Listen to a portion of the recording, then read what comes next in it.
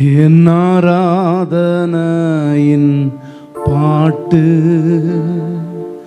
இயேசுவே கேட்கிறதா? என்னை அணைத்து கொள்ளும்படி நீரும் இப்போது வருவீரா? என் ஆராதனையின் பாட்டு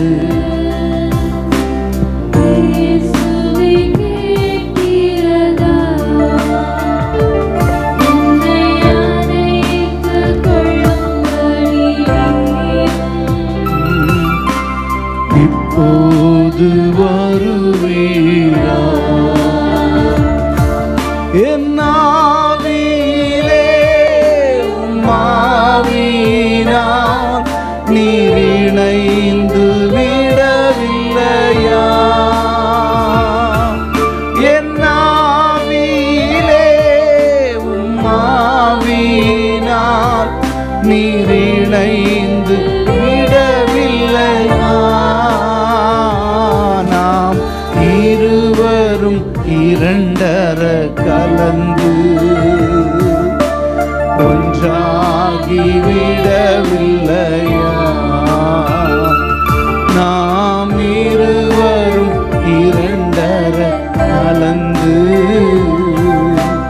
ஒன்றாகி விடவில்லையா?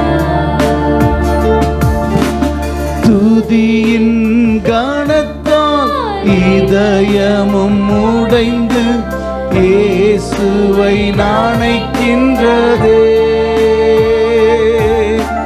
துதியின் கனத்தால் இதயமும் உடைந்து இயேசுவை நாணைக்கின்றதே. என் வார்த்தைகள் நேசர்க்கு பரிமள தைலம் போல் வாசனையாகின்றதே. என் வார்த்தைகள் நேசர்க்கு பரிமள தைலம் போல் வாசனையாகின்றதே. எல்லாரும் சேர்ந்து சொல்வோம். என் ஆவியிலே உம்மாவினால் நீர் இணைந்து விடவில்லையா?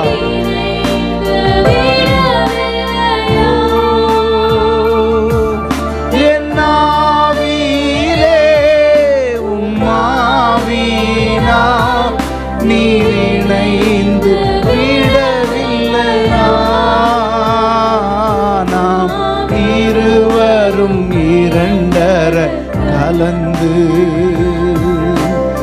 ஒன்றாகி விடவில்லையா? நாம் இருவரும் இரண்டர கலந்து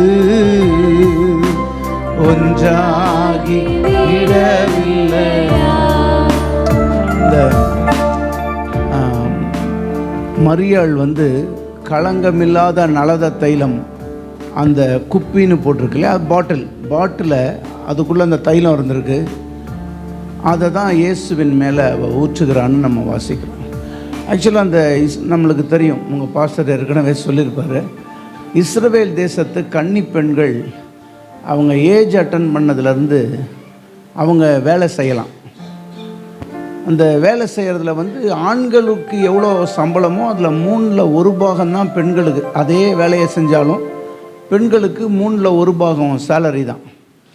அந்த சேலரியை வாங்கி அந்த பெண் பிள்ளைகள் இந்த பரிமள தைலம் அந்த சென்ட்டு வாங்குவாங்களாம். வாங்கி அந்த சின்ன குப்பி பாட்டில் அதில் ஊற்றி ஒவ்வொரு சொட்டு தான் கிடைக்குமா. அவ்வளோ காசு கூட ஒவ்வொரு சொட்டாக ஊற்றி அப்படியே கழுத்தில் தொங்க விட்டுருவாங்களாம். இப்போ நான் சிலுவையை போட்டிருக்கேன், அந்த மாதிரி போட்டிருப்பாங்களாம். இதை தான் உன்னத பாட்டின் புஸ்தகத்தில் சூலமித்தியாள் சொல்லுகிறா, என் நேசரின் ஸ்தனங்களின் நடுவே தொங்கும் வெள்ளை போல செண்டுன்னு சொல்கிறா இல்லையா? அதுதான் அது.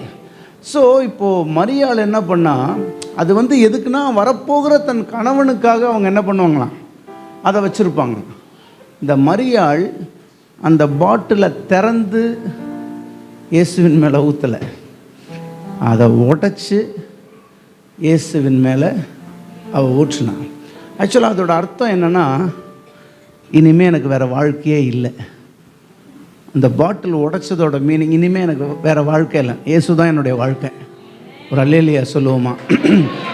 இதை அப்படியே மனசுக்குள்ளே வச்சுக்கோங்க. இப்போ திருப்பி அந்த ஸ்டான்ஸாவை நம்ம எல்லாம் சேர்ந்து பாட போகிறோம்.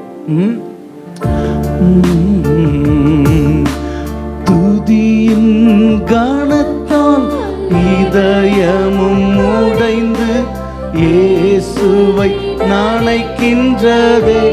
ஒரு நிமிஷம், உங்களுக்கு புரியுதா? நான் இப்போ இதை எப்படி எழுதியிருக்கேன்னு? அந்த பாட்டில் என் இதயம். சொல்லுங்கள், அந்த பாட்டில் தான். சொல்லுங்கள், உங்களோட இதயம்னு சொல்லுங்கள். என் இதயத்துக்கு நீங்கள் சொல்ல போகிறீங்க.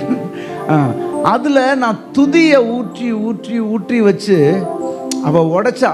நான் உடைக்கலை, துதியால் என் இதயம் நிறைஞ்சு நிறைஞ்சு நிறைஞ்சு வெயிட்டு தாங்காமல் என்ன ஆயிடுச்சு, என் இதயம் உடஞ்சிருச்சுன்னு இதில் எழுதியிருக்கிறேன். சேர்ந்து பண்ணலாமா? துதியின் கானத்தான் இதயமும் உடைந்து இயேசுவை நாணைக்கின்றது. திரும்ப சொல்லுவோம். துதியின் கானத்தால் இதயமும் உடைந்து இயேசுவை நாணைக்கின்றது. அப்புறம் அந்த வசனம் சொல்லுது, அந்த பகுதியை படித்தா, அதை உடைச்சோன்ன அந்த வீடு பரிமளத்தினால் நிறைந்தது. அதாவது அந்த ஸ்மெல், வாசனையால், அந்த ஃப்ரேக்ரன்ஸ் அப்படியே. இப்போ கூட இங்கே ஒரு சென்ட் பாட்டில் தூக்கி போட்டு உடைச்சா என்ன ஆகும் அப்படின்றதுக்குள்ளே இந்த ரூம் ஃபுல்லாக என்ன ஆகிடும், இந்த சர்ச் ஃபுல்லாக அந்த வாசனை. நான் அதை தான் எழுதியிருக்கேன். என் வார்த்தைகள், என் இதயத்தில் இருக்கிறது துதி, இதயத்தின் நிறைவினால் வாய் பேசும். அப்போ என் வாயில் வர்ற வார்த்தைகள் இருக்கே, அது உலகம் ஃபுல்லாக என் தேவனுக்காக என்ன பண்ண போகுது, வாசனை வீச போகுது. சேர்ந்து சொல்லாமா? என் வார்த்தைகள் நேசர்க்கு பரிமள தைலம் போல் வாசனையாகின்றதே. எல்லாரும், என் வார்த்தைகள் நேசர்க்கு பரிமள தைலம் போல் வாசனையாகின்ற.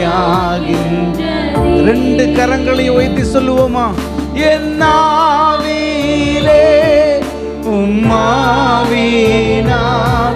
நீர் இணைந்து விடவில்லையா? S Lord. என் ஆவியிலே உம்மாவினால் நீர் இணைந்து விடவில்லையா? நாம் இருவரும் இரண்டரை கலந்து எசப்பா ஒன்றாகி விடவில்லையா? நாம் இருவரும் இரண்டரை கலந்து ஒன்றாகி விடவில்லை. நாம் இருவரும் இரண்டரை கலந்து இயேசுவே ஒன்றாகி விடவில்லையா? ஹல்லேலூயா. கர்த்தர் நல்லவர். 2 கொரிந்தியர் 12ஆம் அதிகாரத்தை நம்முடைய கரத்தில் எடுத்துக்கொள்வோம்.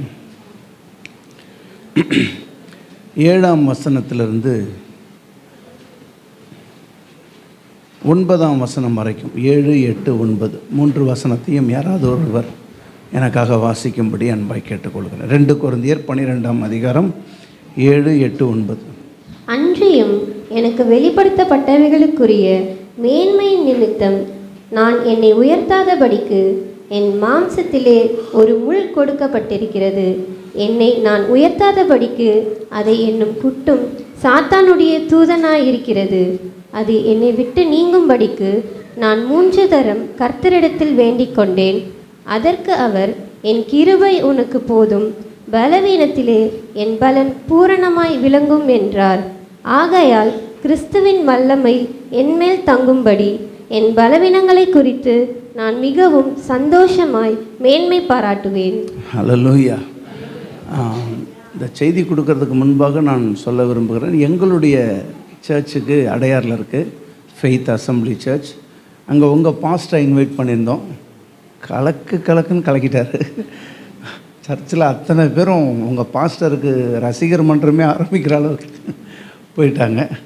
அப்புறம் 2 வாரத்துக்கு முன்னாடி என் மருமகனை புக் பண்ணியிருந்தேன். அடேங்கப்பா, ஜனங்க சந்தோஷத்தில் மிதந்துட்டாங்க. கர்த்தர் நல்லவர். ஆனால் அவங்களுக்கெல்லாம் முன்னாடி நான் மெசேஜ் கொடுக்கணும்னு நினைக்கும் போது கொஞ்சம் ஒரு மாதிரி தான் இருக்குது. சரி, இந்த பகுதி வந்து இந்த பவுல் அப்போஸ்தலன் கொடுக்குற இந்த பகுதி இது வந்து ரொம்ப ஃபேமஸான ஒரு பகுதி. இதை பேசாதவங்களே இருக்க மாட்டாங்கன்னு சொல்லலாம். பேசாதவங்கன்னா மெசேஜுக்கு பேசுகிறாங்களோ இல்லையோ, ஏறக்குறைய எல்லாருடைய வாயிலையுமே இந்த மெசேஜ் இருக்கும். உதாரணமாக ஒரு அம்மாவுக்கு வந்து அவங்களுக்கு டயபெட்டிஸ் பேஷண்ட்டு ரொம்ப ஹெவியாக இருக்குது. அப்போது ஒரு ஊழியக்காரர் கூட அவர் போய் ஜெபம் பண்ண போகிறம்மா, பயப்படாதீங்கம்மா, நான் ஜெபிக்கிறேம்மா, ஜெபிச்சு கர்த்தர் சுகப்படுத்துவாருமா. அப்புறம் இல்லைப்பா விட்டுருப்பா, இது கர்த்தர் எனக்கு கொடுத்த முள்ளுப்பா. அந்த முள் ஒன்றும் டயபெட்டிஸ்ன்னு கர்த்தர் சொல்லலை. அதுக்கு அந்த பாஸ்டர் சொல்லியிருக்காரு, ஏம்மா பவுலுக்கு அவ்வளோ வெளிப்பாடு இருந்துச்சு, அவருக்கு ஒரு முள் இருந்துச்சு, உனக்கு என்னத்துக்கு முள் உனக்குலாம் அப்படின்னா. சரி, எதுக்கு சொல்கிறேன்னா, எல்லாரோட வாயிலையும் சில வார்த்தையெல்லாம் இருக்கும் பாருங்கள். என்னென்னா இந்த மாதிரி இந்த சிலுவை, கர்த்தர் கொடுத்த முள்ளுன்ற வார்த்தையெல்லாம் இந்த கிறிஸ்தவத்தில் ரொம்ப ஃபேமஸாக இருக்குது பாருங்கள். சரி, இப்போ பவுல் அப்போஸ்தலன் வந்து அந்த இடத்துல சொல்கிறாரு, எனக்கு ஒரு முள் இருக்குன்றாரு. அப்புறம் அதுக்காக அவர் ஜெபிக்கிறாராம். 3 தடவை ஜெபிச்சாராம்.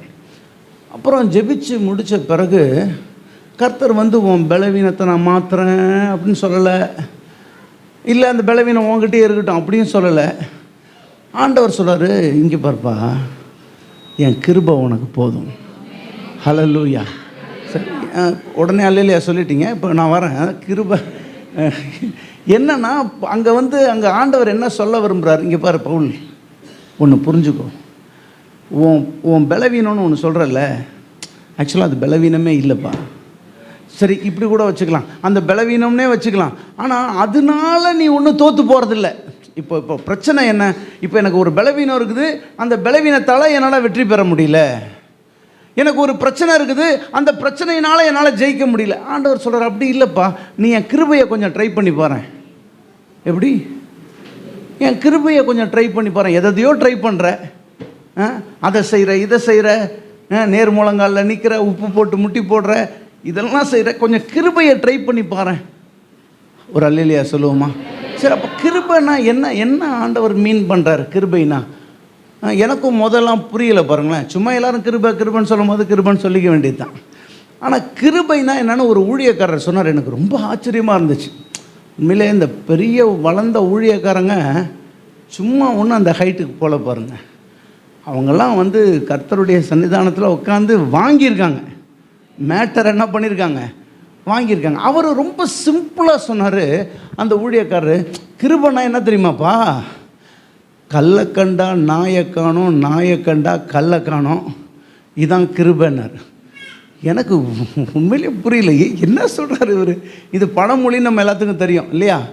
அது என்ன கல்லை கண்டா நாயை காணோம், நாயை கண்டா கல்லை காணோம். அவர் சொன்னார், அப்படின்னா என்னென்னாப்பா, ஒரு பாவமான சூழ்நிலை உன்னை சுற்றி வரும்போது கர்த்தர் உன் பாடியை மரக்கட்டை மாதிரி ஆக்கி விட்டுருவார், உனக்கு ஃபீலே இருக்காது. அப்படி இல்லையா, உனக்கு எப்பயாவது பாவம் செய்யணும்னு அப்படியே தோணும் போது உன்னை சுற்றி பாவத்துக்கான சூழ்நிலையை என்ன பண்ணிடுவார், இல்லாமல் ஆக்கிடுவார். எத்தனை பேர் புரிஞ்சுக்கிறீங்க? கல்லை கண்டா நாயை காணும், நாயை கண்டா கல்லை காணும். விஷயம் என்னென்னா, இந்த கிருபைன்ற ஒன்றை தேவன் சொல்லி கொடுக்க விரும்புகிறார். சும்மா கிருபைன்ற வார்த்தையை மட்டும் சொல்லிடக்கூடாது. கிருபைனா என்ன, இப்போ ஆண்டவர் புரிய வைக்கிறாரு. இப்போ உன்கிட்ட ஒரு பிரச்சனை இருக்குது, ஆனால் அந்த பிரச்சனையை நான் தீர்க்கிறேன், நீ ஜெபம் பண்ணிட்ட, அப்படி தானே? கர்த்தர் நம்ம ஜெபத்தை கேட்குறாருல, ஆமேன்னு சொல்லுங்கள். அப்போ கர்த்தர் நம்ம ஜெபத்தை கேட்கும் பட்சத்தில், அப்போ பவுலோட ஜெபத்தை கர்த்தர் கேட்குறாரு. அவர் சொல்ல, சரிப்பா உன் பலவீனத்தை நான் நீக்கிறேன், ஆனால் அதுக்கு முன்னாடி நீ ஒன்று தெரிஞ்சுக்கோ, உன் பிரச்சனை ஆக்சுவலாக உன் பிரச்சனை இல்லை. சொல்லுங்கள், பக்கத்தில் பார்த்து சொல்லுங்கள், உன் பிரச்சனை ஆக்சுவலாக உன் பிரச்சனை இல்லை. விஷயம் என்னென்னா, நீ ஒரு பிரச்சனையோ, ஐயோ இதனால தான் நான் தோற்று போயிட்டேன், இதனால தான் காயப்பட்டேன், இல்லைப்பா, உன் பலவீனம் என் பலம், அப்படி தானே சொல்கிறார். உன் பலவீனத்தில் என்னுடைய பலம். எப்படி சொல்லுங்கள்? உன்னுடைய பலவீனம் என்னுடைய பலம். எவ்வளோ அழகாக சொல்கிறார் பாருங்கள். அதாவது உனக்கு பலவீனம் இருக்குது, அந்த பலவீனத்தை நான் நீக்கிறேன், அது அடுத்த விஷயம். ஆனால் விஷயம் என்னென்னா, உன் பலவீனத்தால் நீ தோற்று போல, என் கிருபையை நீ சார்ந்து கொள்ளலை, அதனால தோற்று போகிறேன். சரி, இப்போ இன்னொரு இது வரைக்கும் அப்படியே வச்சுக்கலாம் மனசில். இப்போ இன்னொரு இடத்துக்கு போய்ட்டு திருப்பி இங்கே வரலாம். இந்த பாயிண்ட் வரைக்கும் அப்படியே வச்சுக்கோங்க. வித்தியாசமான இன்னொரு இடத்துக்கு போகலாம். இப்போ மத்தேயு 5ஆம் அதிகாரத்துக்கு வாங்களேன். மத்தேயு 5ஆம் அதிகாரம். அதில் கர்த்தர் ஒரு சில காரியங்களை சொல்கிறாரு. 29-30 வாசிங்க பார்க்கலாம். மத்தேயு 5ஆம் அதிகாரம் 29 மற்றும் 30. உன் வலது கண் உனக்கு இடறல் உண்டாக்கினால் அதை பிடுங்கி எரிந்து போடு. உன் சரீரம் முழுவதும் நரகத்தில் தள்ளப்படுவதை பார்க்கிலும் உன் அவயவங்களில் ஒன்று கெட்டுப்போவது உனக்கு நலமாயிருக்கும். உன் வலது கை உனக்கு இடறல் உண்டாக்கினால் அதை தரித்து எரிந்து போடு. உன் சரீரம் முழுவதும் நரகத்தில் தள்ளப்படுவதை பார்க்கிலும் அவயவங்களில் ஒன்று கெட்டுப்போவது உனக்கு நலமாயிருக்கும். இப்போ இங்கே இயேசுவானவர் என்ன சொல்றாரு பாருங்களேன். இயேசுவானவர் சொன்னதை சபை செய்யாமல் இருக்குன்னா அது இதுதான். என்னென்னா, வலது கண் என்ன பண்ணுது, இடல் உண்டாக்கினா என்ன பண்ணிடு, பிடுங்கி போட்டுரு. பெரிய பயங்கரமான பென்டிகாஸ்ட் ப்ரீச்சர்ஸ் கூட யாரும் கண்ணை பிடுங்கி போட்ட மாதிரி நான் இந்த 45 வருஷத்தில் பார்க்கல. நான் ரட்சிக்கப்பட்டு 45 வருஷம் ஆகுதான். நான் 45 வருஷத்தில் எந்த ஊழியக்காரரும் கண்ணை பிடுங்கி போட்ட மாதிரியோ இல்லை கையை வெட்டிக்கிட்ட மாதிரியோ நான் என்ன பண்ணல, பார்க்கவே இல்லை. அப்போது நம்மளுக்கு நல்லாவே தெரியுது கர்த்தர் அதை பற்றி சொல்லலை. அப்படி தானே இருக்கீங்களா இல்லையா? அப்போது கர்த்தர் அப்படியே லிட்ரலாக கண்ணை பிடிங்கி போட்டுரு, லிட்ரலாக கையை வெட்டிடுன்னு சொல்ல. இப்போ மார்க்கில் அதையே வாசிக்கும் போது உங்கள் வலது கால் உனக்கு இடல் உண்டாக்கினா என்ன பண்ணிடு, காலையை வெட்டி போடுன்றார். அப்போ இங்கே என்ன தான்ப்பா சொல்ல வர்றாரு இயேசு? அப்போது உன் கண்ணு இடல் உண்டாக்குனா பிடுங்கி போட்டுற, போட்ட உடனே உன் பாவம் உன்னை விட்டு போல. ஹலோ, இப்போ கண்ணு தான் பிரச்சனை, கண்ணு தான் பிரச்சனைனா கண்ணை பிடிங்கி போட்டுருந்தா அங்கேயே பிரச்சனை ஃபுல் ஸ்டாப் வச்சுருக்கணுமே. இல்லை, பாவம் எங்கேயும் இருக்குது, கையிலையும் இருக்குது. கையையும் கையை வெட்டி போட்டால் நின்றுருதா பாவம்? இல்லை, கால்லையும் இருக்குது பாவம். எத்தனை பேர் இங்கே இருக்கிறீங்க? அதில் ஏசப்பா என்ன தான் சொல்ல வர்றாருன்னா, மகனே உன் பிரச்சனை வெறும் கண்ணில் கையில் மட்டும் இல்லைடா, தலையிலேருந்து கால் வரைக்கும் உனக்கு பிரச்சனை ஓடுது. ஹல்லேலூயா.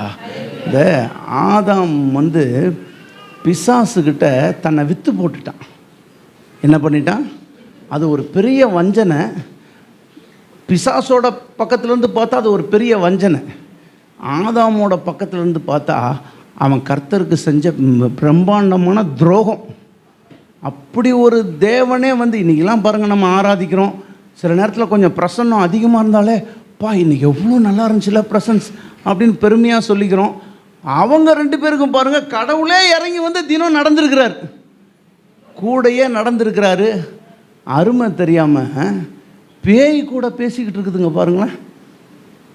இருக்கீங்களா? ஆமாம், தப்பாக எடுத்துக்காதீங்க. சில சகோதரிகள் கூட ஃபோனில் நிறையா பேய் கூட பேசிகிட்டு இருக்கிறாங்க. பாம்பு கூட, விஷ பாம்புங்க கூடலாம் பேசுறது. அதுங்க விஷத்தெல்லாம் கொட்டும். அந்த சீரியல் பார்த்தியா? இந்த சீரியல் அப்புறம் அந்த ட்ரெயினில் ஏறிட்டாலா ஏறலையா அப்படின்னு எப்போ இதெல்லாம் பார்த்தீங்கன்னா பெரிய டாக்காக போயிட்டுருக்கு. அதாவது அருமையானவர்களே, இந்த பிசாசு எந்த அளவுக்கு கெடுத்து போட்டானா, ரோமருக்கு எழுதின நிருபத்துக்கு வாங்களேன். அதில் 5ஆம் அதிகாரத்துக்கு வரலாம். ரோமர் 5ஆம் அதிகாரம்.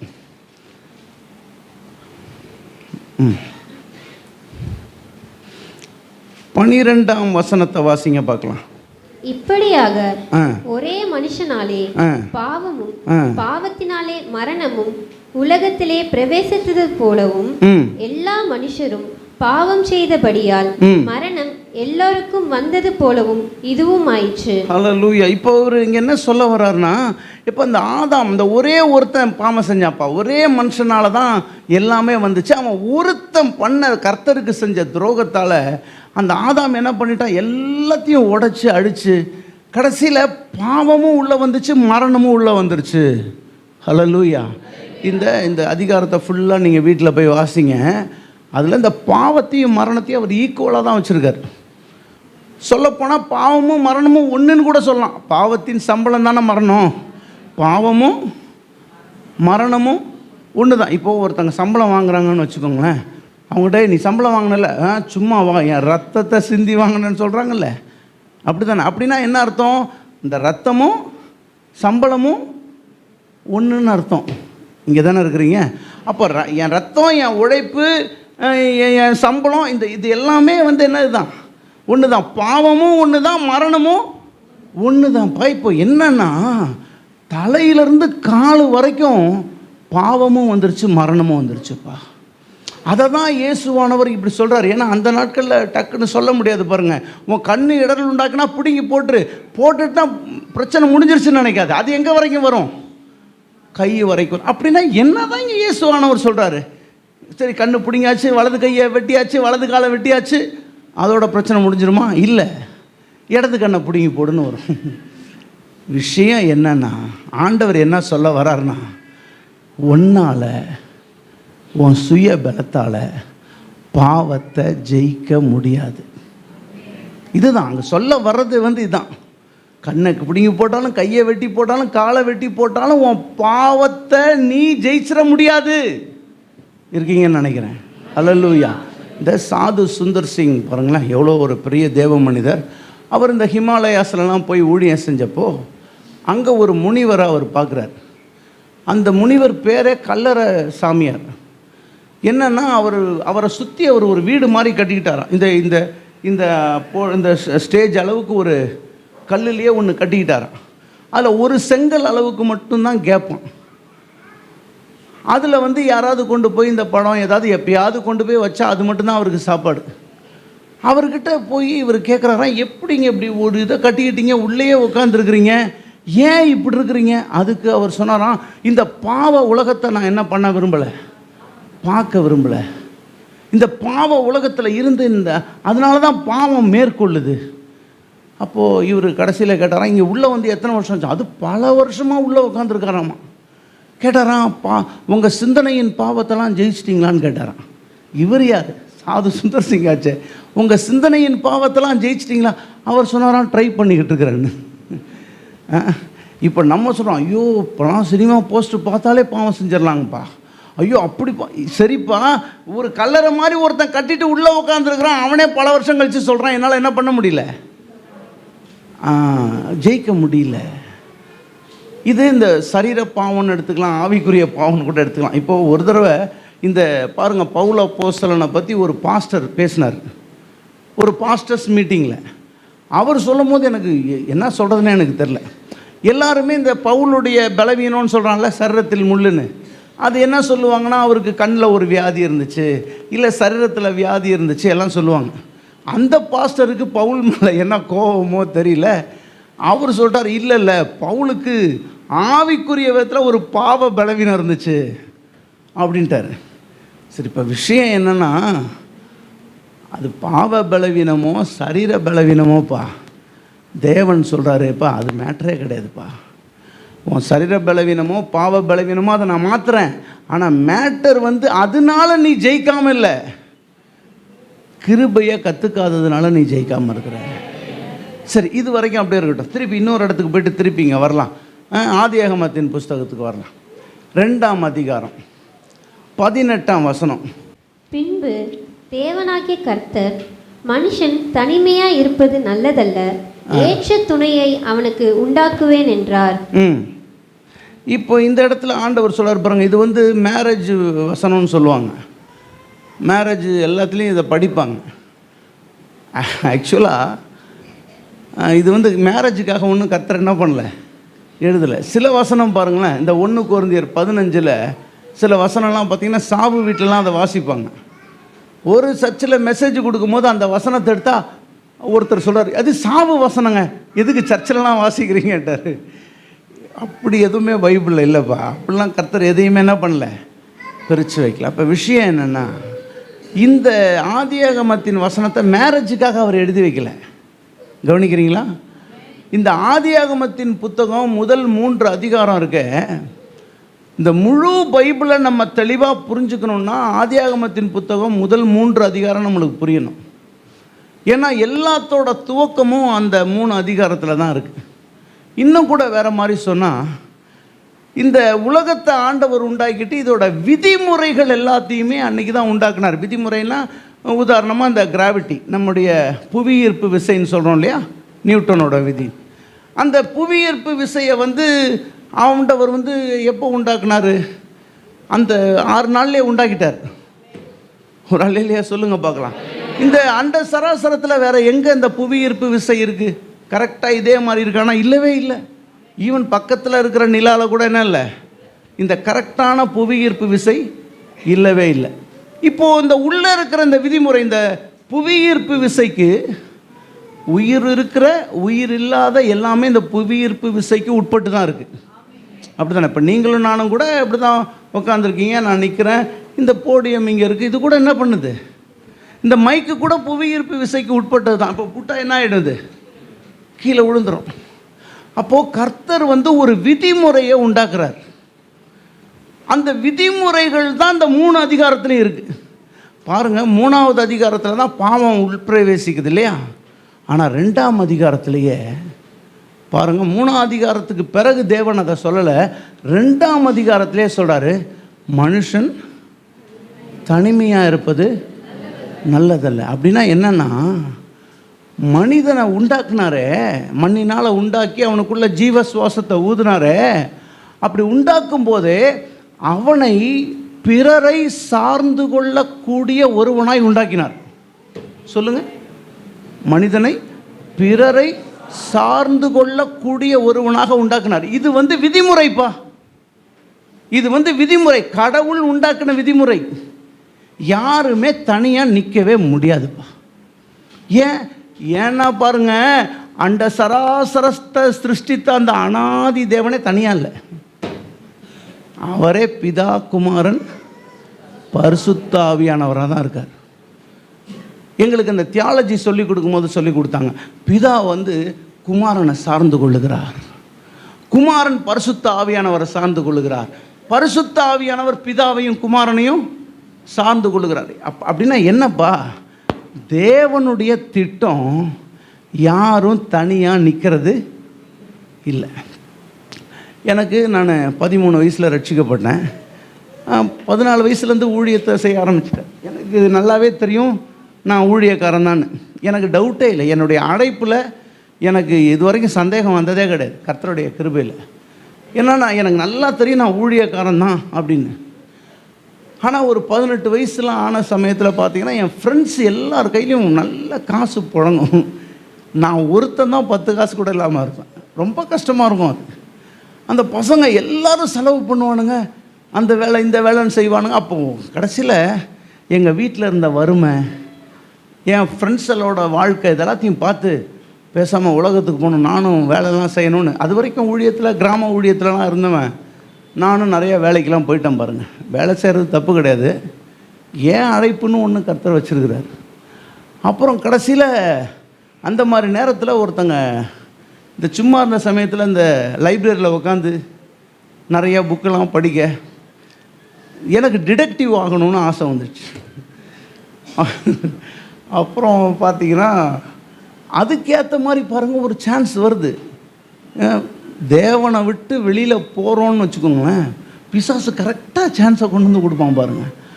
அப்புறம் அதே மாதிரியே ஒரு டிடெக்டிவ் பீரோலேருந்து எனக்கு ஒரு வாய்ப்பு வருது. அப்படின்னு எனக்கு சந்தோஷம் தாங்க முடியல. நானே நேராக போய் பேசி முடித்து ஜாயின் பண்ணிட்டேன். அதில் எங்களுக்கெல்லாம் பட்டம் கொடுக்குற மாதிரி ஒரு ப்ராக்டிஸ்லாம் கொடுத்தாங்க. அந்த ப்ராக்டிஸெல்லாம் முடித்தேன். 1 மாதத்தில் முடிக்க வேண்டியதை 10 நாளில் முடிச்சிட்டேன். ரொம்ப சந்தோஷம் எல்லாருக்கும். 11ஆவது நாள் எனக்கு அங்கே ஒரு கிராஜுவேஷன் மாதிரி. அதுக்கு முந்தின நைட்டு எங்கள் அம்மா என்னை ஒரு மீட்டிங் கூப்பிட்டு போகிறாங்க. அங்கே ஒரு அண்ணன், அவர் தான் பாட்டு பாடிட்டு இருந்தார். நான் உள்ளேயே போல் வெளியில் நின்றுட்டுருக்கிறேன். அவர் வெளியில் என் மேலே என்கிட்ட தம்பி நீ என்ன பண்ண போகிற? இல்லைண்ணா நான் டிடெக்டிவ் ஆக போகிறேன். அவர் சொன்னார், இல்லைப்பா அது தேவனுடைய சித்தம் இல்லை, நான் உனக்கு ஒரு மெக்கானிக் ஷெட்டில் உனக்கு ஒரு வேலை ரெடி பண்ணியிருக்கேன்னு சொன்னார். எனக்கு ஒரே கோபம் பாருங்கள். நான் ஜேம்ஸ் பாண்ட் லெவலில் என்னென்னலாம் பிளான் பண்ணிகிட்டு இருந்தால் இவர் என்னை போய்ட்டு மெக்கானிக் ஷெட்டில் உட்கார வைக்கிறாரு அப்படின்னு ஒரே இது. வீட்டுக்கு வந்தால் வீட்லேயும் பாருங்கள் சும்மா இருக்க மாட்டேன். எங்கள் அம்மா எதை சொன்னாலும் நான் சொல்லுவேன், அது என்ன ஊழியம், இந்த அடுத்தவன்கிட்ட போய் காணிக்க வாங்க சொல்கிறீங்களா? இது பாருங்கள், இந்த காணிக்க வாங்கிறது எனக்கு அவ்வளோ பெரிய ஒரு அவமானமாக நான் நினச்சேன். அப்புறமேலாம் கொஞ்சம் சில வருஷம் ஆன பிறகு தேவன் எனக்கு சொன்னார், ஏன்பா காணிக்க கொடுக்குறவங்க உனக்கு கொடுக்கலப்பா, எனக்கு கொடுக்குறாங்க. என் ஸ்தானத்தில் நின்று வாங்கிறதுக்கு நான் உன்னை அபிஷேகம் பண்ணியிருக்கிறேன். அந்த அருமை உனக்கு தெரில. ஆனால் பாருங்கள், அன்றைக்கி காணிக்க வாங்கிறது அவ்வளோ தப்பாக நினச்சி நான் வீட்டில் அடிக்கடி சொல்லுவேன் இந்த வார்த்தையை, நான் என் சொந்த காலில் நிற்க போகிறேன், நான் எவங்கிட்டையும் நிற்க மாட்டேன், நான் என் சொந்த காலில் நிற்பேன். இதையே சொல்லிக்கிட்டே இருப்பேன். அந்த 11வது நாள் நான் போகிறேன். அன்றைக்கும் நைட்டு, அதுக்கு முந்தின நைட்டு எங்கள் அம்மா சொல்கிறாங்க, வேணாம் கண்ணா, நம்ம கர்த்தருடைய ஊழியத்தை செய்யலாம், எது இருக்குதோ சோறு இருக்குதோ இல்லையோ ஊழியம் செய்யலாம்ப்பா. அதெல்லாம் முடியாதும்மா, நான் என் சொந்த காலில் நிற்க போகிறேன் அப்படின்னு. அடுத்த நாள் எங்கள் பெசன் நகர்லேருந்து 29C பஸ் ஏறி வரேன். அது வந்து மவுண்ட் ரோட்டில் தான் அந்த ஆஃபீஸ். வரும்போது நான் பாட்டு பாடிட்டே வரேன். பாட்டுனா பெக்மான்ஸ் பாட்டுன்னு நினச்சிடாதீங்க. ராம ஆண்டாலும் ராவண ஆண்டாலும் எனக்கு ஒரு கவலை இல்லைன்னு பாடிக்கிட்டே வந்தேன். அப்படியே பாட்டு வந்து கடைசியில் அந்த அண்ணா மேம்பாலத்துக்கிட்ட பஸ்ஸு கீழே வருது. நான் ஃபுட்போர்ட்லேருந்து இறங்கினேன். பஸ் ஒன்றும் ஸ்டாப்பில் இறங்கி வரலாம், டிடெக்டிவ் இல்லை அதனால். ஆனால் அதுக்கு முன்னாடி எவ்வளோ ஃபாஸ்ட்டாக போகிற பஸ்ஸெல்லாம் ஏறி இறங்கியிருக்கிறேன். அன்றைக்கெலாம் ஒன்று, அன்றைக்கி பஸ்ஸு ரொம்ப ஸ்லோவாக போயிட்டுருக்கு. அன்றைக்கி ஸ்லிப்பாகி விழுந்துட்டு திருப்பி எந்திரிக்க ட்ரை பண்ணால் எந்திரிக்க முடியல. என்னென்னு திரும்பி பார்த்தா அந்த பஸ்ஸோட பேக் வீல், டபுள் வீல், அது என் இடது கால் மேலே ஏறி நின்றுச்சு. கதறிட்டேன். நான் அப்படி ஒன்று எதிர்பார்க்கவே இல்லை. அது வரைக்கும் என் வாழ்க்கையில் வந்து மற்றவங்களுக்குலாம் ஆக்சிடெண்ட் நடக்கும்னு நான் நின்று வேடிக்கை பார்ப்பேன்னு தான் நான் நினச்சிட்டு இருந்தேன். ஆக்சுவலாக பைபிள் அப்படி தான் சொல்லுது, உன் பக்கத்தில் 1000 பேரும் வலதுபுறத்தில் 10,000 பேரும் இருந்தாலும் அது ஒன்றே அணுகாது, உன் கண்களால் மாத்திரம் தான் நீ அதை பார்ப்பேன்னு தான் எழுதியிருக்கு. நான் தான் கிருபியை விட்டு வெளியில் போகிறேனே. இங்கே தானே இருக்கிறீங்க, உங்களை பயமுறுத்துறதுக்காக நான் அதை பேசலை. என்னன்னா அப்புறம் என்னை ராயப்பேட்டை ஹாஸ்பிட்டலுக்கு தூக்கி போட்டாங்க. ராயப்பேட்டை ஹாஸ்பிட்டலில் ரொம்ப மரியாதை கொடுப்பாங்க பாருங்களேன். சும்மாவே நிறையா மரியாதை கொடுப்பாங்க. அவன் திட்டுறான், வரவங்களாம் காரி தூக்கி போகிறான். உனக்குலாம் தேவையாது, ஃபுட்போர்டில் ஏறி. அப்புறம் அந்த கால் பாருங்கள் நசுங்கி போயிருந்துச்சு. அப்போ டாக்டர்ஸ், நர்சஸ் எல்லோரும் வந்து சொன்னாங்க, இந்த காலை வந்து தொடை வரைக்கும் வெட்டி எடுக்கணுன்ட்டாங்க. பாபிலோன் ஆறுகள் அருகே நாங்கள் உட்கார்ந்து சியோனை நினைத்து அழுதோன்ற மாதிரி அங்கே உட்காந்து அழுது நான் ஜெபம் பண்ணேன். ஆண்டவரே என்னை மன்னிச்சிருங்க, என் அழைப்புக்கு நான் திரும்புகிறேன், என் ஊழியத்துக்கு நான் திரும்புகிறேன். ஆனால் ஆண்டவரே, கால் இல்லாமலாம் நான் செய்ய மாட்டேன். நான் கட்டை வச்சுக்கிட்டு சேரில் போய்ட்டு அப்படிலாம் வீல் சேர்லாம் நான் என்ன பண்ண மாட்டேன், செய்ய மாட்டேன். எனக்கு நீங்கள் காலை கொடுங்க அப்படின்னு அங்கே உட்காந்து மனம் திரும்பி ஜெபம் பண்ணி. ஆனால் கர்த்தர் நல்லவர். ஹல்லேலூயா. ஏறக்குறைய 1 வருஷம் 1.5 வருஷம் கழித்து அன்றைக்கி தான் நான் திரும்ப அந்நிய பாஷை பேசினேன். 14 வயசில் அபிஷேகம் பெற்றவன் நான். ஆனால் அந்த 1.5 வருஷம் நான் அந்நிய பாஷையை பேசலை, தேவனோட தொடர்பே இல்லை. ஆனால் அன்றைக்கி தான் திரும்ப அபிஷேகத்தில் நிறைஞ்சு அந்நிய பாஷையில் பேசி திருப்பி எக்ஸ்ரே எடுத்து என்னை கொண்டு வந்து வார்டில் போட்டாங்க. கொஞ்சம் நேரம் கழித்து எக்ஸ்ரே ரிப்போர்ட் வருது, ஒரு எலும்பு கூட முறியல. அது ஆனால் இந்த சாட்சியை பாருங்கள், விசுவாசிங்கிட்ட சொல்லும்போது எவ்வளோ உற்சாகமாக நினைக்கிறீங்க. ஆனால் பைபிள் காலேஜுக்கு போனப்போ, எங்கள் பைபிள் காலேஜை பற்றி உங்கள் பாஸ்டர்கிட்ட கேட்டு பாருங்கள், அவர் சொல்லுவார். அங்கே போய் நான் அந்த சாட்சியை ரொம்ப உருக்கமாக சொல்ல, அதில் ஒருத்தன் இருந்துச்சு, என்னடா ஸ்டெப்னியா உன் காலு, பஸ் ஏறி நின்றுச்சுன்றான். எப்போ இனிமேல் சாட்சிலாம் பைபிள் காலேஜில் சொல்லவே கூடாதுன்னு நினச்சேன். என்ன சொல்கிறேன்னா, அந்த ஆக்சிடெண்ட்டுக்கு பிறகு காலு கட்டு போட்டு வீட்டில் 4 மாதம் இருந்தேன். அந்த நேரத்தில் வீட்டில் எங்கள் அக்காலாம் சொல்லுவாங்க, தம்பி சொந்த காலில் நில்றா அப்படின்னு. ரொம்ப கஷ்டமாக இருக்கும் பாருங்க, ஒன்றும் சொல்ல முடியாது. அருமையானவர்களே, இந்த தனியாக நிற்கிறது, சொந்த காலில் நிற்கிறதுன்ற சிஸ்டமே இல்லைப்பா. அப்படி ஒரு சிஸ்டமே இல்லை, நீ அதை புரிஞ்சுக்கணும். இப்போ கம்ப்யூட்டரில் ஒரு சிஸ்டம்னு இருக்குதுப்பா, அந்த சிஸ்டத்துக்கு தான்ப்பா அது ஒர்க் ஆகும். அதுக்கு வெளியில் இருக்கிறதுனா நீ இன்னொன்று அப்லோட் பண்ணால் தான் முடியும். இப்போ மனுஷனை கர்த்தர் சிருஷ்டிச்சதே இன்னொருத்தரை சார்ந்து கொள்ளுகிற விதமாக தான்ப்பா சிருஷ்டிச்சார். ஏன்னா அவரே அப்படிதான்ப்பா இருக்காரு. அவரே பிதா குமாரன் பரிசுத்த ஆவியானவராக தான் இருக்கிறார். ஒரு அல்லேலியா சொல்லுவோமா?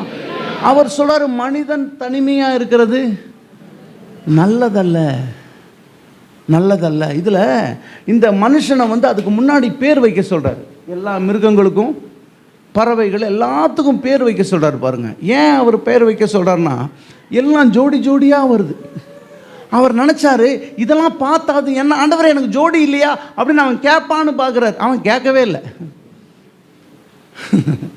கர்த்தர் பார்த்தாரேப்பா, இவன் கேட்க மாட்டான்ப்பா, பேசாமல் என்ன பண்ணலாம், நம்மளே இவனுக்கு கொடுத்துடலான்னு அவனுக்கு கொடுக்குறாரு. ஒரு அல்லேலியா சொல்லுவோமா? அதனால தான் பாவம் செஞ்ச பிறகு அவன் சொன்னான், நீர் எனக்கு கொடுத்த ஸ்திரீ தான்னா. புரியுதுங்களா? நானா கேட்டேன் பொண்டாட்டியை கொடுங்க அப்படின்னு அவன் ரொம்ப ஈஸியாக சொல்கிறான். பாருங்க, விஷயம் என்னன்னாப்பா, தேவன் நல்லவர். உங்களையும் என்னையும் இன்னொருத்தரை சார்ந்து கொள்ளும் விதமாக தான் சிருஷ்டித்தார். ஆமென். இது வந்து விதிமுறைப்பா, இதை நீ மாற்ற முடியாது. புவியீர்ப்பு விசையை நீ மாற்றுவியா? சில பேர் பாருங்களேன், இதெல்லாம் மாற்றுறதுக்கு ட்ரை பண்ணுறாங்க. சரி, ஓகே, இந்த இன்னொரு இடத்துக்கு வரலாம். இப்போ திருப்பி நம்ம பவுல்கிட்ட வரலாம். ஃபஸ்ட்டு எடுத்த பவுல்கிட்ட வரலாம். இப்போ பவுல்கிட்ட கர்த்தர் என்னப்பா டீச் பண்ண விரும்புகிறாரு? பவுல் வந்து, ஆண்டவரே எனக்கு இந்த பலவீனம் இருக்குது, இந்த முள் இருக்குது, இதுக்காக நான் ஜெபிக்கிறேன். 3 தடவை விண்ணப்பம் பண்ணியிருக்கிறார். 3 தடவை விண்ணப்பம் பண்ணால் கர்த்தர் வந்து சொல்கிறாரு, நீ கிருபையை புரிஞ்சுக்க ட்ரை பண்ணுப்பா. நீயே ட்ரை இல்லைப்பா, அப்படி நான் உன்னை சிருஷ்டிக்கலப்பா. உனக்கு ஒரு பலவீனம் இருக்குதா, நான் பலமாக அங்கே வந்து நிற்பேன். நீ குடும்பத்தில் இருக்கவங்களையே ஒருத்தர் சார்ந்து கொள்ள நீ பழகலைன்னா நீ எப்படிப்பா கர்த்தரை சார்ந்து கொள்ளுவ? இங்கே தானே இருக்கிறீங்க, ராமன் சொல்லுவோமா? அப்போ தேவன் என்னப்பா நினைக்கிறாரு? அவரை நீங்களும் நானும் சார்ந்து கொள்வது தான் கிருபை. ஆமென். இப்போ தேவன் வந்து கிருபை அவர் அப்பயே கொடுத்துட்டார். பாருங்க, இப்போ 103ஆம் சங்கீதத்தில் எழுதிருக்கு இல்லையா, பூமிக்கு வானம் எவ்வளோ உயரமாக இருக்குதோ அவ்வளோ தூரத்துக்கு கிருபை இருக்குதான். ஆமென். அப்படின்னா என்ன அர்த்தம்? அப்படின்னா என்ன அர்த்தம்னா, கிருபை வந்து உங்களுக்கும் எனக்கும் தேவையான அளவில்லை, அளவில்லாத கிருபையை கர்த்தர் கொடுத்துருக்கார். ஆனால் சார்ந்து கொண்டா தானே, சார்ந்து கொண்டா தானே. அப்போ ஆண்டவர் சொல்றார், என்னை சார்ந்து கொள்ள ட்ரை பண்ணுப்பா. உனக்கு ஒரு பலவீனம் வருதா, உடனே நீ எதை யோசிக்கணும்னா பலவீனத்தை யோசிக்காத, என் தேவன் எனக்கு பலனாக இருக்கிறாருன்னு யோசி. இப்போ நான் சொன்ன பாருங்க, கள்ளக்கண்டா நாயக்கானும், நாயக்கண்டா கள்ளக்கானும். இப்போ இதை செய்யக்கூடியவர் யாருப்பா? கடவுள் தான்ப்பா செய்வார். ஹல்லேலூயா. சில நேரத்தில் பாருங்கள், இந்த ஆட்டோ டிரைவர்ஸ்லாம் வந்து ஏறி போகும்போது சொல்லுவாங்க, காலையிலேருந்து சவாரியே இல்லைங்க, நீங்கள் தாங்க ஃபஸ்ட்டு சவாரின்னுவாங்க. ஈவினிங் சொல்லுவாங்க. அங்கே பார்த்தா சில பேர் இருப்பான், ஐயோ ஒரு ஆட்டோவுக்காக நின்றுட்டு இருந்தாங்க, எவ்வளோ நேரம் நிற்கிறேங்க, ஆட்டோவே வரலங்க. சேர்க்கிறவர் தான் கர்த்தர். ஹல்லேலூயா. அவர் தான் செய்ய முடியும். எத்தனை பேர் இங்கே இருக்கிறீங்க? புரிஞ்சிட்டே வரீங்க தானே? அப்போது கர்த்தர் பவுல்கிட்ட என்ன சொல்கிறாரு? பவுலே, உன்ட பிரச்சனை இருக்குது, ஆனால் உன் பிரச்சனை வந்து பிரச்சனையே கிடையாது. நீ அந்த நேரத்தில் என்ன பண்ணியிருக்கலாம்? என்னை கூப்பிட்டுருந்தா நான் வந்து ஹெல்ப் பண்ணியிருக்க போகிறேன். ஹல்லேலூயா, ஹல்லேலூயா. ஒரு கணவன் மனைவியை சார்ந்து கொள்வது எவ்வளோ ஒரு நல்ல விஷயம். மனைவி கணவனை சார்ந்து கொள்வது எவ்வளோ ஒரு நல்ல விஷயம்.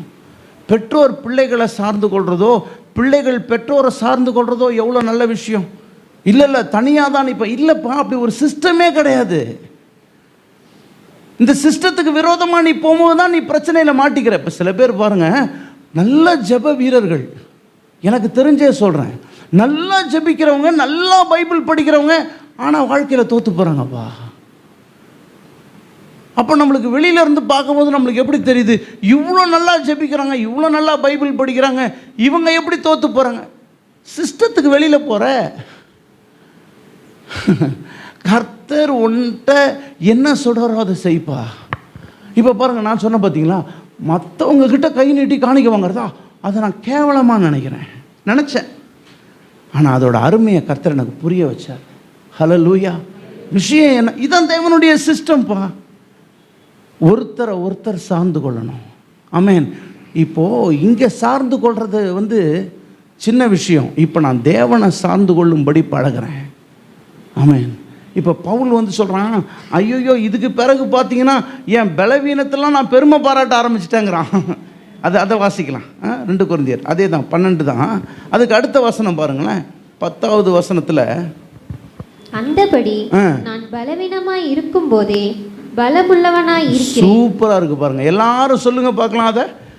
அந்தபடி நான் பலவீனமாய் இருக்கும் போதே பலமுள்ளவனாய் இருக்கிறேன். திரும்ப சொல்லுங்க, அந்தபடி நான் பலவீனம் உள்ளவனாய் இருக்கும் போதே பலமுள்ளவனாய் இருக்கிறேன். ஒரு அல்லேலூயா சொல்லுவோமா?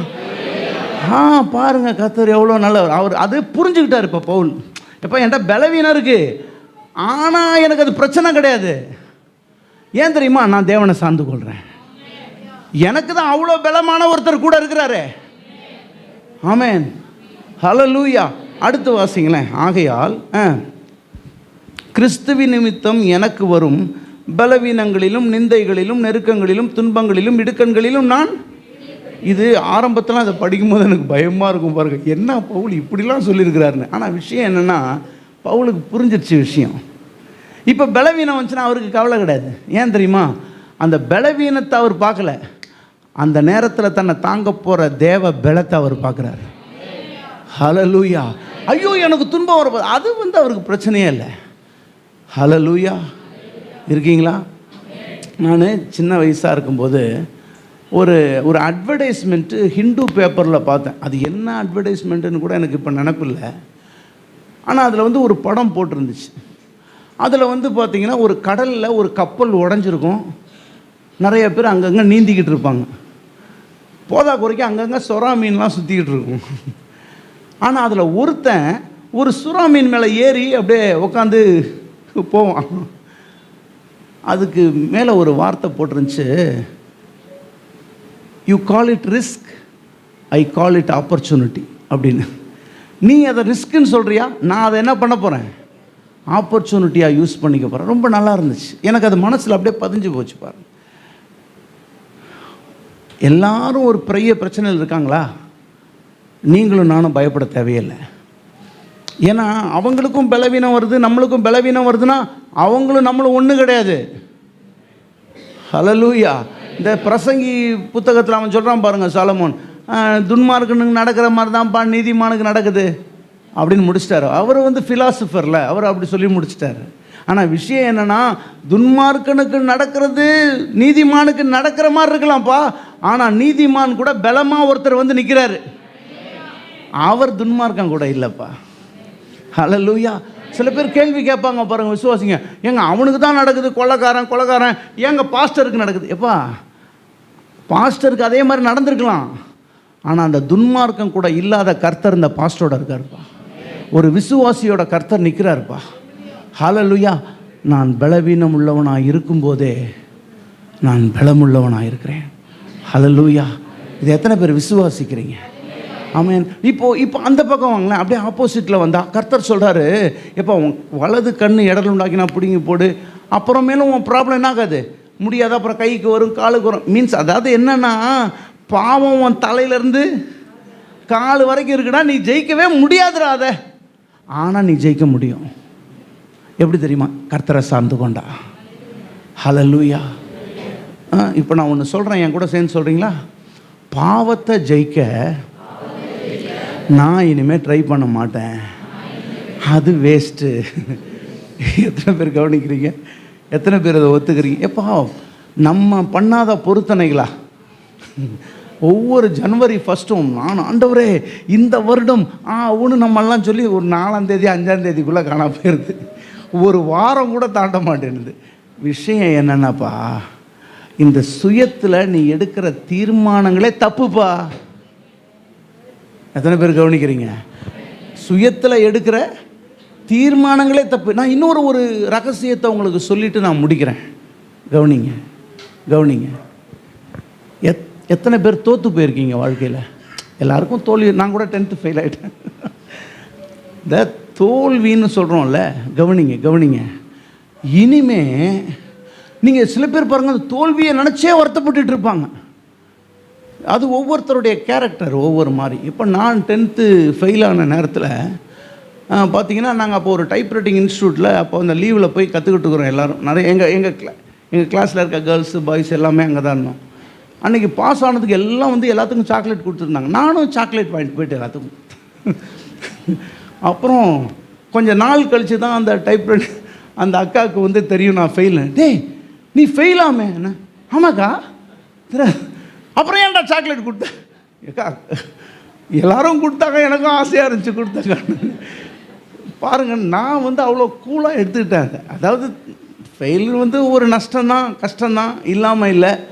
ஆனால் சில பேர் போய் அதுக்காக போய் தற்கொலை பண்ணிக்குதுங்க பாருங்கள். எவ்வளோ ஒரு பைத்தியக்காரத்தினால. நான் உங்களுக்கு வேறு மாதிரி சொல்லட்டுங்களா? உன்னுடைய தோல்வி, மகனே மகளே, உன்னுடைய தோல்வி உனக்கு நினைவுபடுத்தட்டும், உனக்கு ஒரு தேவன் இருக்கிறாரு. அவரை மட்டும் சார்ந்து கொண்டிருந்தா நான் என்ன பண்ணியிருப்பேன்? ஜெயிச்சிருப்பேன். ஒரு அல்லேலியா சொல்லுவோமா? சொல்லுங்கள். தேவனின் துணையோடு நான் ஜெயிக்க போகிறேன். இதை தான் சங்கீதக்காரன் சொல்கிறான், உம்மாலே ஒரு சேனைக்குள் பாய்வேன், என் தேவனாலே ஒரு மதிலை தாண்டுவேன். அவனுக்கு தெரியும் நான் சேனைக்குள்ளெல்லாம் பாய முடியாது, என் சுயபலத்தில் நான் என்ன பண்ண முடியாது, போய் மதிலெல்லாம் அதெல்லாம் வாய்ப்பே இல்லை. ஆனால் என் கூட ஒரு தேவன் இருக்கிறார், நான் அவரை சார்ந்து கொள்ளுகிறேன். ஹல்லேலூயா. கடைசியாக எப்படி முடிக்கலாம்? எப்படின்னா, ஒவ்வொரு தோல்வியும் உங்கள் வாழ்க்கையில் ஏற்பட்ட ஒவ்வொரு தோல்வியும் இன்றைக்கி நைட்டு போய் உட்காந்து அப்படியே யோசிங்களேன். எங்கெல்லாம் தோற்று இருக்கீங்களோ அங்கெல்லாம் நீங்கள் தேவனை விட்டுட்டு ட்ரை பண்ணியிருப்பீங்க. ஹல்லேலூயா. அப்படின்னா என்ன அர்த்தம்ப்பா? உன் தோல்வியில் நீ கற்றுக்கோ. சொல்லப்போனால் உன் தோல்வி உனக்கு கற்றுக் கொடுக்கட்டும். ஐயோ நான் ஏன் தேவனை சார்ந்து கொள்ளாமல் போயிட்டேன். ஹல்லேலூயா. உடனே தேவன்கிட்ட நம்ம என்ன பண்ணிடலாம்? சாரி ஆண்டவரே, நான் உங்களை விட்டுட்டு என்ன பண்ணிட்டேன், ட்ரை பண்ணிட்டேன்ப்பா. இனிமேல் நான் என்ன பண்ண போகிறேன்? உங்களோட சேர்ந்து வர போகிறேன்ப்பா. ஆமென் சொல்லுவோமா? ஸோ நம்ம எல்லாருமே ஜெயிக்க போகிறோம். எப்படி? ஆண்டவரே நான் இனி 1.5 மணி நேரம் நான் நேர்முழங்காலையில் நிற்பேன் அப்படிலாம் சொல்லிட போகிறீங்க. தேவனை சார்ந்து கொள்ளுங்க. ஹல்லேலூயா. நான் ஜெபிக்கும் போதெல்லாம் நான் கூப்பிடுறேன், வாங்க ஆவியானவரே, 2 பேரும் சேர்ந்து ஜெபிக்கலாம். ஹல்லேலூயா. சொல்லுங்கள். வாங்க ஆவியானவரே, 2 பேரும் சேர்ந்து ஜெபிக்கலாம். வாங்க ஆவியானவரே, 2 பேரும் சேர்ந்து பைபிள் படிக்கலாம். எனக்கு இந்த பைபிளை புரிய வைங்க ஆவியானவரே. ஆமென். இதில் நான் என்ன சொல்ல வரேன்? ஜெபம் கூட என்னால் பண்ண முடியாதாண்டவரே. ஜெபம் கூட ஏன் சுய பலத்தெல்லாம் பண்ண முடியாதாண்டவரே. நீங்கள் வாங்க ஆண்டவரே. ஒரு ஆமென் சொல்லுங்கள். ஹல்லேலூயா. ஒரு கதை சொல்லி முடிக்கலாமா? எல்லாருக்கும் தெரியும் இந்த கதை ஏற்கனவே. ஒரு அப்பா அவங்க பையனை தோட்டத்துக்கு கூப்பிட்டு போயிடுறாரு. நல்ல அப்பா. அவனை கூப்பிட்டு போயிட்டு, மகனே, அவனுக்கு ஒரு 10 வயசு, இவ்வளோ பெரிய கல், அந்த கல்லை புரட்டுறான் அந்த பாறையை. அவன் அதை பார்த்தே பயந்துட்டாப்பா, இவ்வளோ பெரிய கல் என்னால் அசைக்க கூட முடியாதுப்பா. இல்லைடா, ட்ரை பண்ணி பாறேன். அவன் தள்ளுறான், அதை அசைக்க கூட முடியலப்பா, என்னால் முடியலப்பா. அவர் சொன்னாரான், நீ உன் ஃபுல் ஸ்ட்ரென்த்தை இன்னும் யூஸ் பண்ணுறப்பா. உடனே ஓ அப்படியோ சொல்லிட்டு இன்னும் நல்லா மூச்சு பிடிச்சி என்னென்னமோ தள்ளி பார்க்குறான். கொஞ்சம் அசைதுப்பா. இல்லைப்பா முடியலப்பா. அவர் சொன்னார், இல்லை மகனே, இன்னும் நீ உன் ஃபுல் ஸ்ட்ரென்த்தை யூஸ் பண்ணல. அப்படியாப்பா? இன்னும் வேர்த்தெல்லாம் கொட்டி விறுவிறுத்து தள்ளி பார்க்குறான். அப்போ கூட கொஞ்சம் தான் அசைதுப்பா. முடியலப்பா. அவர் சொன்னார், மகனே, இன்னும் உன் ஃபுல் ஸ்ட்ரென்த்தை நீ யூஸ் பண்ணலடா. அந்த பையன் அறிவான பையன் ஒரு நிமிஷம் நின்றுட்டு, ஏன்ப்பா என் ஃபுல் ஸ்ட்ரென்த்து எங்கேப்பா இருக்குது? நான் அந்த அப்பா அவரோட ஆம்ஸை காமிச்சிட்டு, உன் ஃபுல் ஸ்ட்ரென்த்து இங்கே இருக்குடா. அப்பாவோட ஸ்ட்ரென்த்தும் சேர்ந்து தான் உன் ஸ்ட்ரென்த்து. ஒரு அல்லேலூயா சொல்லுங்களேன். நீ என்னை கூப்பிடு. நீ என்ன பண்ணணும்? நீ என்னை கூப்பிடு. வாங்கப்பா, ஒரு கை வைங்க. ஒரே நிமிஷத்தில் என்ன ஆகியாச்சு? கல்லை தள்ளியாச்சு. ஒரு அல்லேலூயா சொல்லுவோமா? அப்பாவை சார்ந்து கொள்வது தான் வெற்றி. ஆமென்.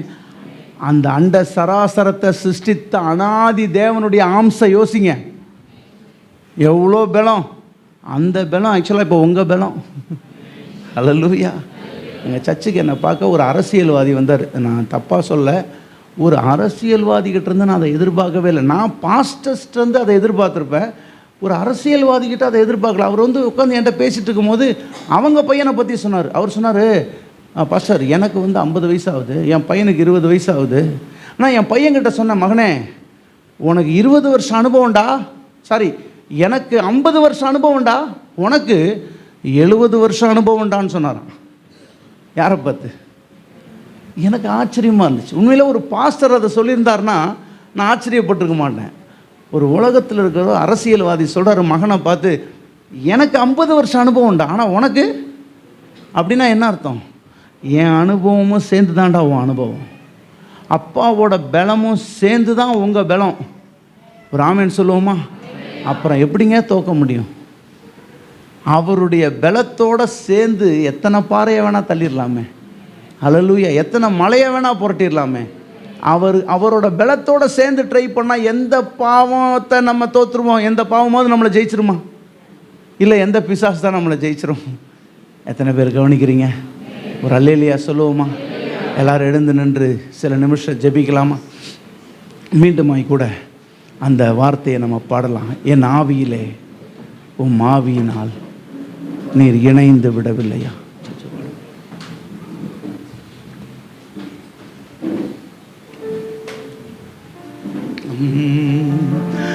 என் ஆவியிலே உம் ஆவியினால் நீர் இணைந்து விடவில்லையா? எத்தனை பேர் விசுவாசிக்கிறீங்க அவர் உங்க கூட இருக்காருன்னு? கவனிங்க. பைபிள் சொல்லுது புருஷனும் மனைவியும் ஒரே சரீரமாக இருக்கிறார்களாம். அப்படிதானே பைபிள் சொல்லுது? அப்படிதான் பைபிள் சொல்லுது. புருஷனும் மனைவியும் ஒரே சரீரம்னு சொல்லுது. ஆனால் அதே பைபிள் சொல்லுது கர்த்தரும் நம்மளும் ஒரே ஆவியாம். 1 கொரிந்தியர் 6 அதிகாரத்தில் எழுதியிருக்குங்க, கர்த்தரோடு இசைந்திருக்கிறவன் அவருடனே ஒரே ஆவியா இருக்கிறான். ஹல்லேலூயா சொல்லுங்க. எனக்கு வேற ஆவி, ஏசப்பாக்கு வேற ஆவி இல்லை. சொல்லுங்க, வாயை திறந்து சொல்லுங்க. எனக்கு வேற ஆவி, ஏசப்பாக்கு வேற ஆவி இல்லை. ஆவியில் நானும் அவரும் ஒன்றா இருக்கிறோம். சொல்லுங்க, இயேசுவும் நானும் ஒரே ஆவியா இருக்கிறோம். ஆமென். எப்படி தோக்க முடியும்? அவரை பார்த்து பாடலாமா? இந்த வார்த்தையை அவரை பார்த்து பாடலாமா? கண்கள் மூடி இருக்கட்டும், உங்கள் ஆவியின் கண்கள் திறந்து இருக்கட்டும். இதோ உங்கள் பக்கத்தில் தான் நிற்கிறாரு. அவர் ஒன்றும் உங்களுக்கு தூரமாக இல்லை. அவரை பார்த்து சொல்லுங்க, அவரை பார்த்து என் ஆவியிலே உம் ஆவியினால். ஹல்லேலூயா. என் ஆவியிலே உம் ஆவியினால் நீர் இணைந்து விடவில்லையா? எல்லாரும் என் ஆவியிலே உம் ஆவியினால் நீர் இணைந்து விடவில்லையா? நாம் இருவரும் இரண்டர கலந்து இயேசுராஜா ஒன்றாகி விடவில்லையா? நாம் இருவரும் இரண்டர கலந்து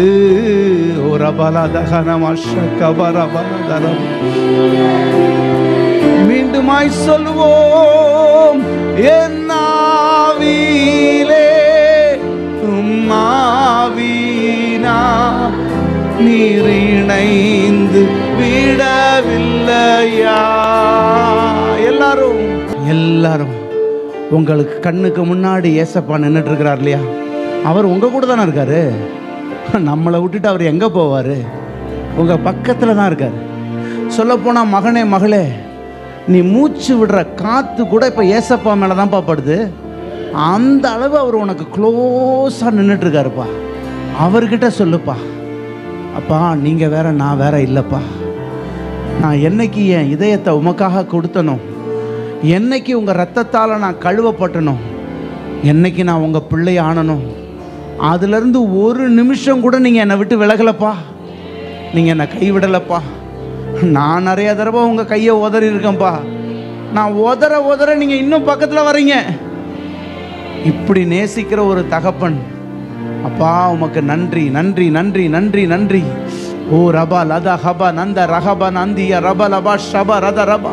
அப்படியே அந்நிய பாஷையில் பேசி அப்படியே தேவனை துதிங்க. 2 கரங்களையும் உயர்த்தி 2 கரங்களை உயர்த்தி அப்படியே வாயை திறந்து அப்படியே அந்த தேவ சமூகத்தை அப்படியே அனுபவிங்க பார்க்கலாம். தேவ பிரசன்னத்தை அனுபவிங்க பார்க்கலாம். இப்பயே தேவ தூதர்கள் இந்த இடத்துல சூழ்ந்து நின்று உங்களையும் என்னையும் ஆச்சரியமா பார்க்குறாங்க. எப்படிப்பா இப்படி ஆராதிக்கிறாங்க? ஓ ரபாதானா ஹந்தா ரபாலா கதானா ஷபரபாலா. ஓ ஹல்லேலூயா. துதியின் கானத்தால் இதயமும் உடைந்து இயேசுவை நாணைக்கின்றதே. எல்லாரும்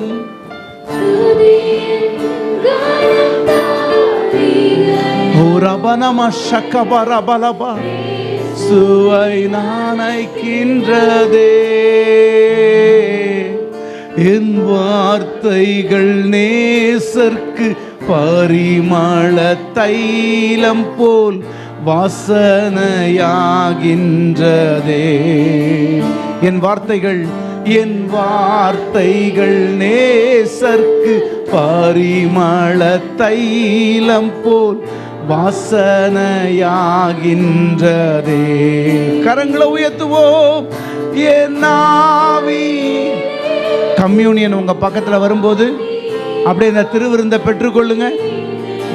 திருவிருந்து உங்களுக்கு நேராக வரும்போது திருவிருந்தை உங்கள் கரங்களில் எடுத்துக்கொள்ளுங்க. ரட்சிக்கப்பட்டு பிதா குமாரன் பரிசுத்தாவி நாமத்தில் ஞானஸ்நானம் எடுத்தவர்கள் இந்த திருவிருந்தை ஏற்றுக்கொள்ள நீங்கள் தகுதி பெற்றிருக்கிறீர்கள். நாம் இருவரும் 2 கலந்து இயேசுவே ஒன்றாகி விடவில்லையா? நாம் இருவரும் 2 கலந்து ஒன்றாகி விடவில்லையா? ஓ சந்தோஷ பாட்டு, சந்தோஷ பாட்டு சங்கீத வடிவில் பொங்கி பொங்கி வாருகின்றதே. சந்தோஷ பாட்டு சங்கீத வடிவில் பொங்கி பொங்கி வாருகின்றதே. அப்பாவின் அன்பு அகத்தினை நிறைத்து என் முகத்தினில் தெரிகின்றதே.